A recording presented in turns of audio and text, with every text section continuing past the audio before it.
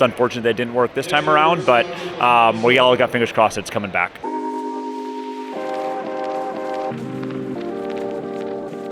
I'm here with NHL player agent Brian Bartlett. Brian, we want to get your perspective on the relocation to Utah, kind of how things unfolded and why you think it was maybe necessary. Yeah, I think anytime, a franchise has to move or relocate or shut down, it's unfortunate, right? Like the players are there, established, there's fans that are affected. So at the end of the day, it wasn't great, but I do think it was necessary. You got to have an NHL building. You need to have ownership that supports it to a professional level. And I think they found that in Utah, so it's exciting for the players now, but it was tough for a short time there and such good memories from the players there that I think it's still going to follow them forward, but it was time.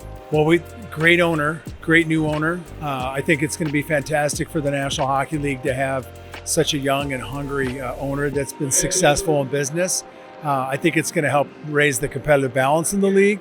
Having Nick Schmaltz on the team, I think it's going to be great for the players too, because they know there's a future. Okay, they're not always waiting. It's a great future.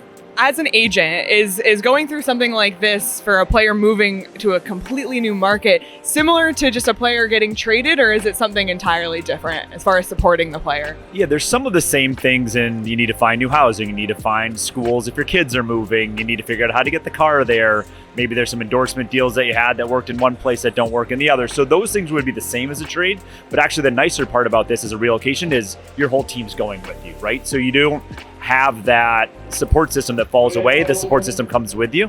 So that's nice that you have your teammates to lean on. You have some of that structure that you might not have had on a trade. So I think in that way it's a little bit easier, but from our standpoint as an agent, it's a lot of the same logistical things that we're dealing with for sure. They're similar, but remember, like Salt Lake's a new market, so there's no familiarity, right? There's no record or baseline. So it's just important for the player to keep an open mind and to get a feel for the city, get a feel for the new ownership. Just a little bit of a variance there, but really exciting. Yeah. Last question. Arizona as an expansion market, obviously you've represented players who've played there through their eyes and just your experience. What are your thoughts on Arizona just as a market, and what do you think it would take for the NHL to go back there? We love Arizona as a market. We've had several players there, including Mike Smith for years.